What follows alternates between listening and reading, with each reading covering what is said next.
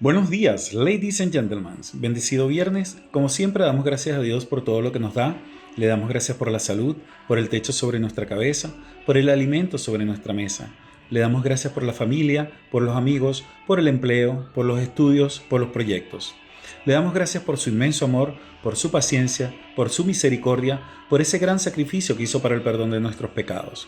Damos la bienvenida al Espíritu Santo para que sea Él el que nos dé el entendimiento sobre lo que estamos por aprender. Continuamos con el estudio sobre las cartas de Pablo.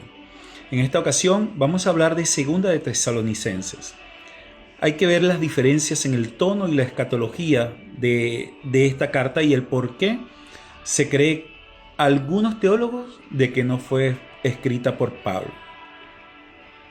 Esta segunda carta es una de las más controvertidas en términos de autoría, debido a su tono más severo y ciertas diferencias en la enseñanza sobre la segunda venida de Cristo.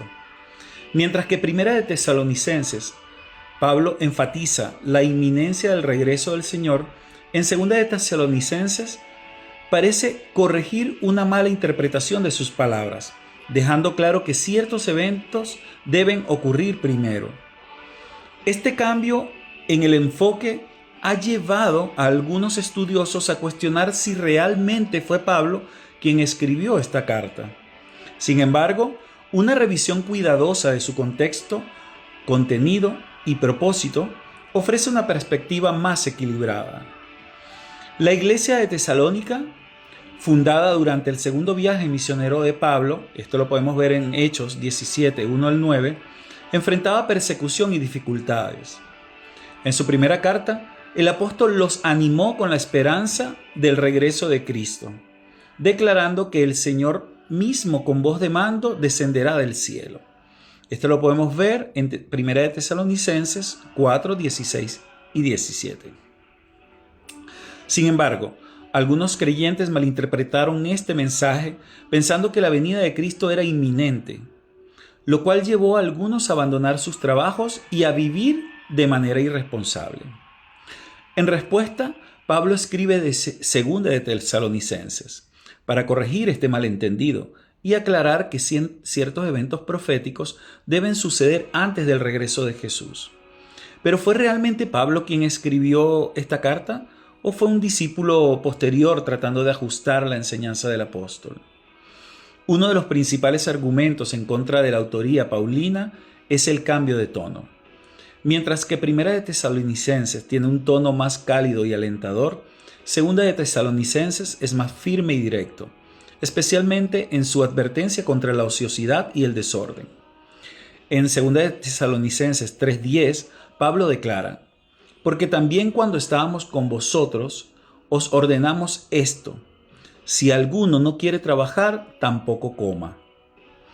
Esta instrucción refleja la necesidad de corregir el comportamiento irresponsable que había surgido a raíz de la expectativa del regreso de Cristo.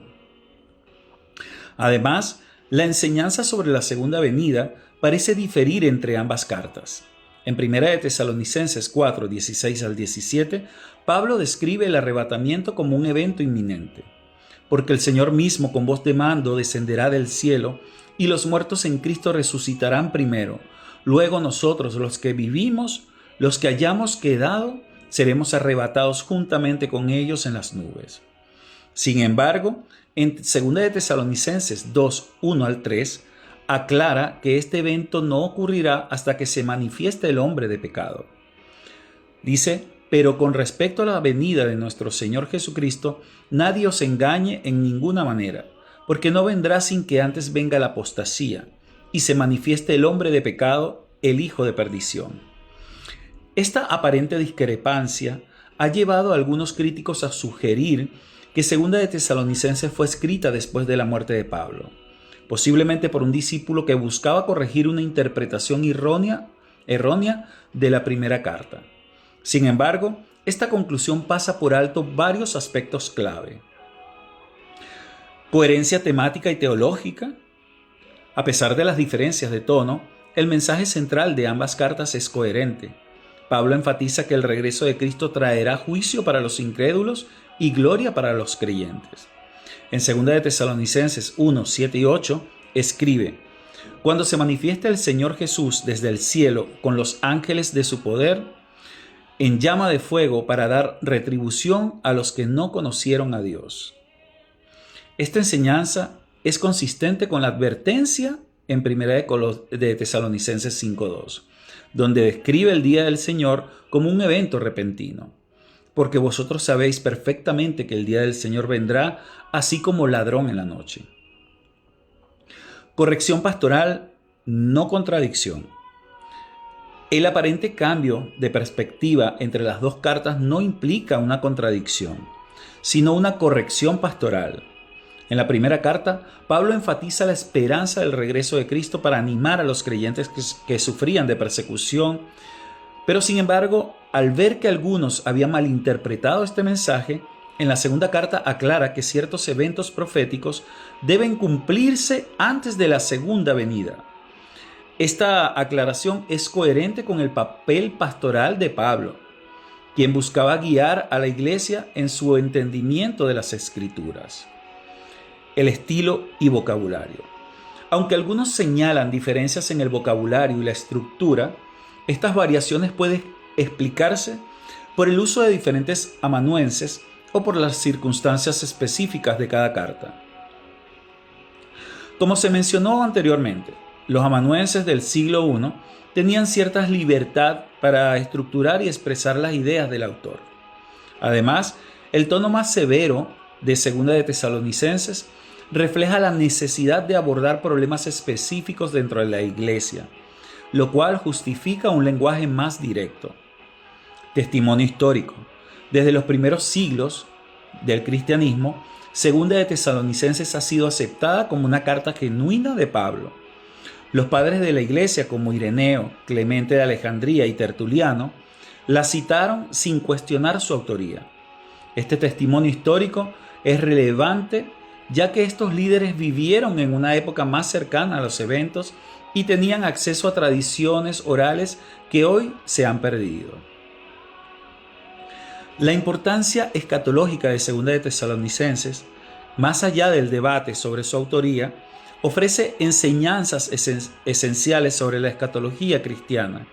El concepto del hombre de pecado ha generado diversas interpretaciones a lo largo de la historia. Algunos lo identifican con figuras políticas o religiosas, mientras que otros lo consideran una representación simbólica del sistema mundial opuesto a Dios. Sin embargo, lo más importante es el mensaje de esperanza y preparación espiritual que transmite la carta. Pero fiel es el Señor que os afirmará y guardará del mal. Esto lo podemos ver en 2 de Tesalonicenses 3:3. Este versículo nos recuerda que aunque el mundo enfrentará tiempos difíciles antes del regreso de Cristo, Dios permanece fiel y protegerá a su pueblo.